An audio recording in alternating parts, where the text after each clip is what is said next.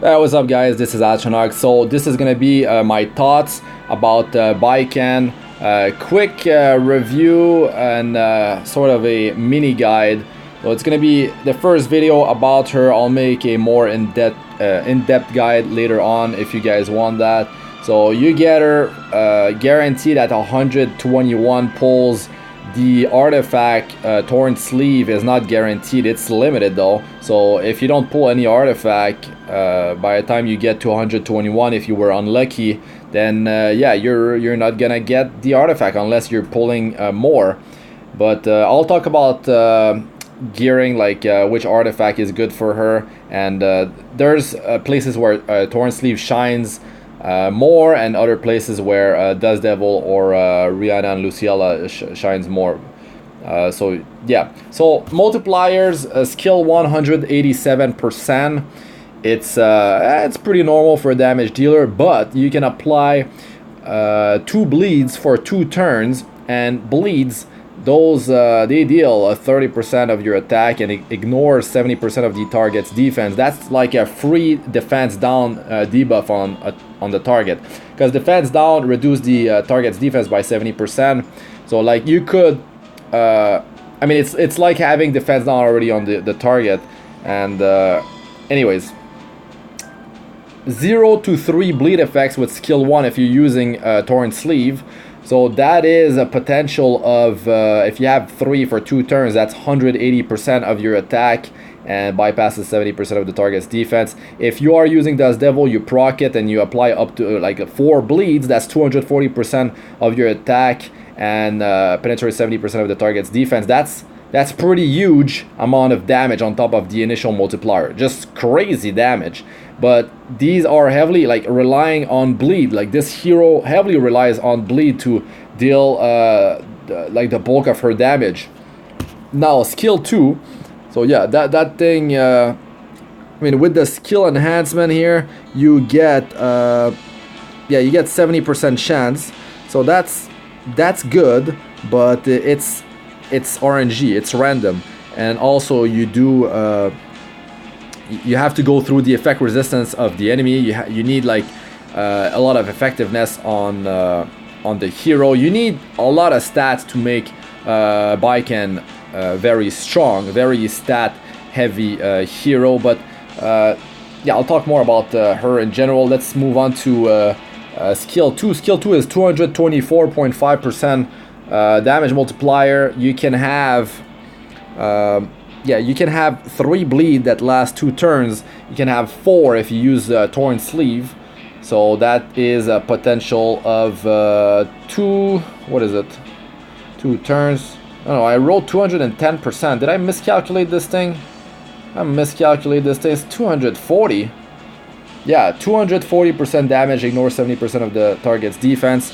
And then if you land a critical hit, you get an extra turn. Then you detonate, and detonate just like consumes like all bleed effects, and it does like the damage. The damage is 299% multiplier, and if you soul burn, it becomes 346%.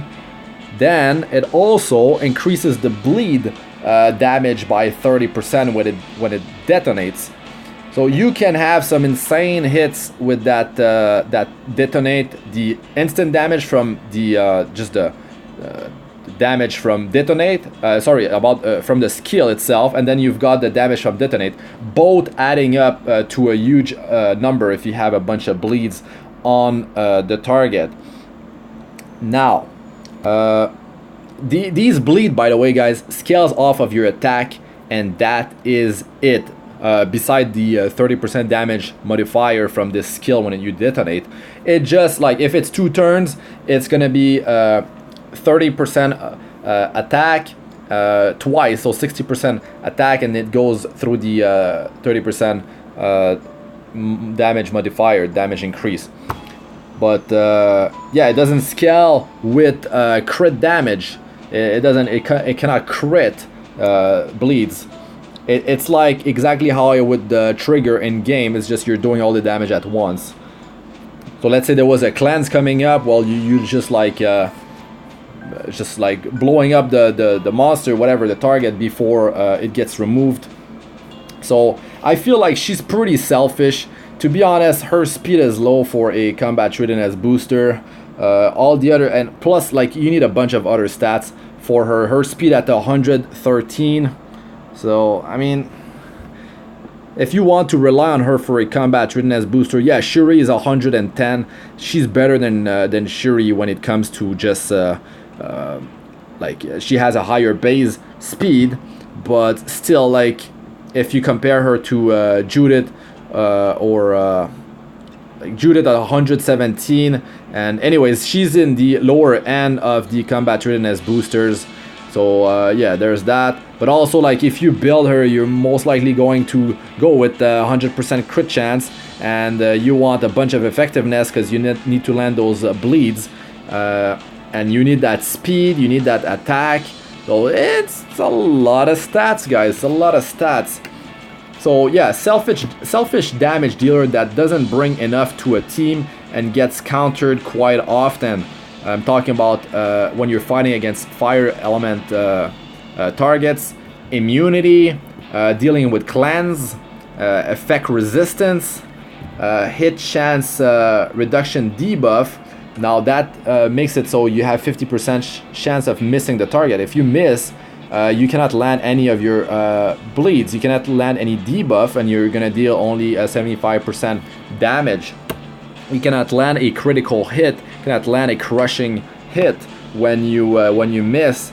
Anti-crit debuff, that's gonna mess you up. You've got to deal with DN, you've got to deal with Luna, the anti-crit, the crit chance reduction when she gets below 50% health. Things like that are all going to affect Baiken.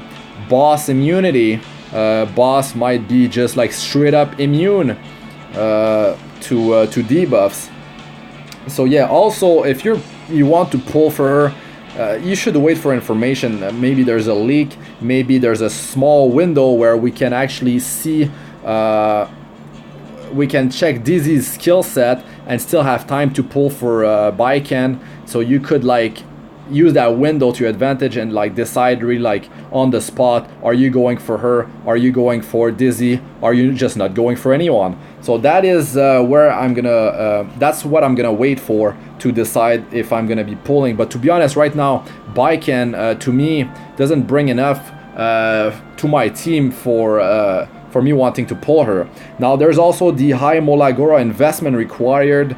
It's like, look at all this. You need to power up this effect chance. You need to power up these effect chances, and you need to power up the combat readiness boosting. Probably not a huge priority, but yeah, I mean these are all things you have to think about. And to be honest, what I'm really looking for when I want to pull for a hero is a hero that will help my team with the debuffs that might reduce the amount of damage that my team takes, attack down debuff, decrease hit chance, things like that. Maybe someone that boosts defense, but everyone's different, everyone has different heroes, and you might be needing that earth damage dealer. Maybe you don't have one. I mean, there's Silk that is free, and Silk can burn Banshee before she goes in phase 2. So I mean, just think about it. Damage potential is high, but requires a lot of stats and still relies heavily on RNG. RNG is a random number generator, but like randomness basically. So yeah, Torn Sleeve, 100% chance to land bleed for 2 turns. I mean, unless it gets resisted, of course.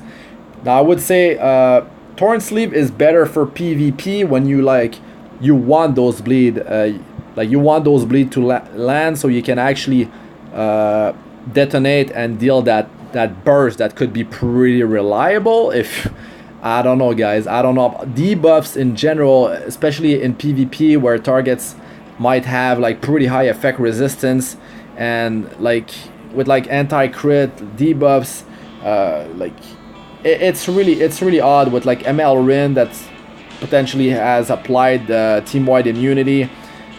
it's not easy to like, you cannot guarantee these things to land. So yeah, it's rough. And also I would say that Dust Devil would be a much better artifact to just limit break and higher chance to just apply debuffs, because that skill 1 is pretty insane. Like 70% chance to apply each. So 70% chance to apply a bleed for 2 turns, and then another 70% chance to apply a bleed for 2 turns. That is, if you add up all this damage, it's insanely high for a skill 1. Her cooldowns are high, but they get reduced by landing a critical hit with skill 1. And Dust Devil, I mean, Dust Devil, if you land a dual attack, if you trigger a dual attack with her, Dust Devil can actually proc off of a dual attack, if you didn't know. So that is another beautiful thing that can happen. Rihanna and Luciella, yeah, you can have that crazy combo of like using her skills and like something doing like a 6 turn type of a combo, but the odds of that happening is like very, very low.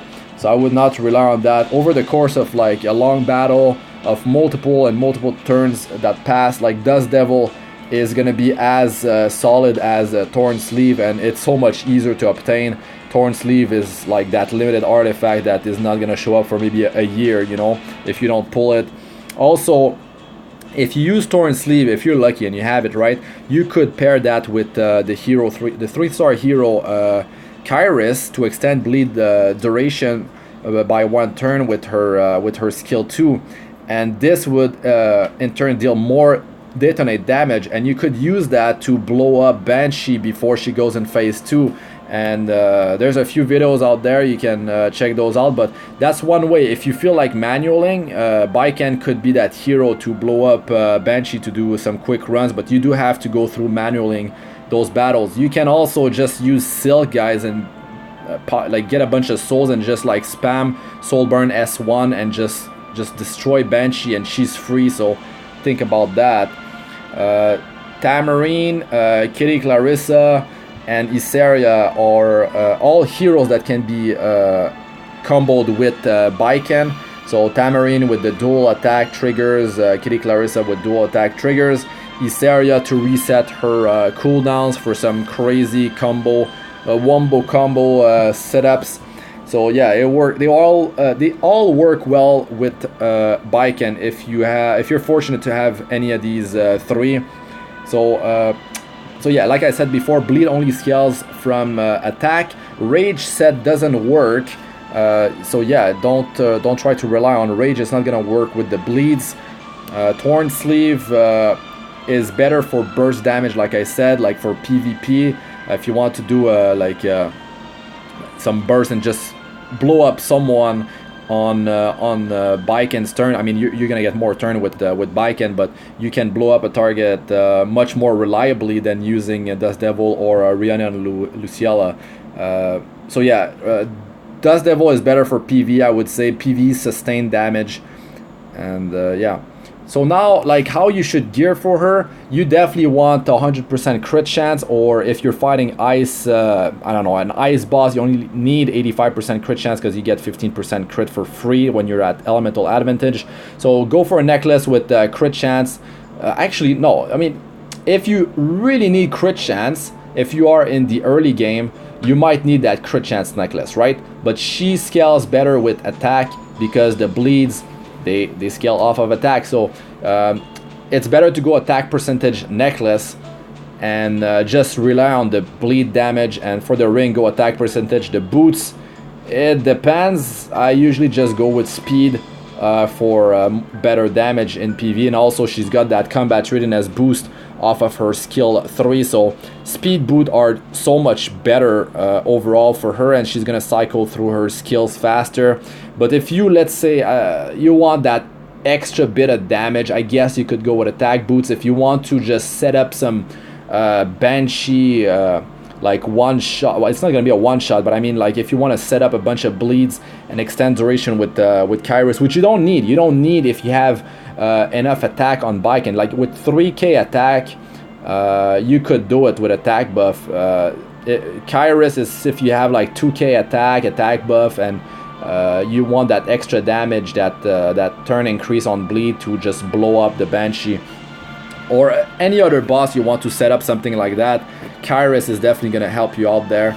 But yeah, I would go attack percentage necklace, attack percentage ring, and speed boots. Or really, like, if you want to push that attack to the maximum, just go attack boots, attack percentage. And for substats, it's going to be pretty crazy, guys. You're going to need some crit chance. You're going to need some attack percentage. You're going to need some speed and effectiveness. Effectiveness. You need 55% effectiveness to be able to, in PVE, against 70% effect resistance bosses, but in PvP they could have any number of effect resistance, so you could need like way more than that. That's the unfortunate thing. Her kit is, it's nothing special, guys. It's a mix of Surin and Karen, and with the CR boost. I mean, the detonation actually detonates all bleed effects. It could be coming from another hero, so there's that. But the damage is like, the damage from their bleed is gonna scale off of their attack, so remember that.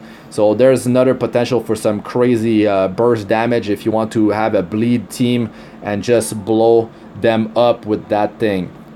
So that's pretty much it. Now, for in terms of where she shines, I would say that yeah, Wyvern is gonna be a big rip there. If you're bringing her and you're using her for Wyvern, you are outgearing the content, guys.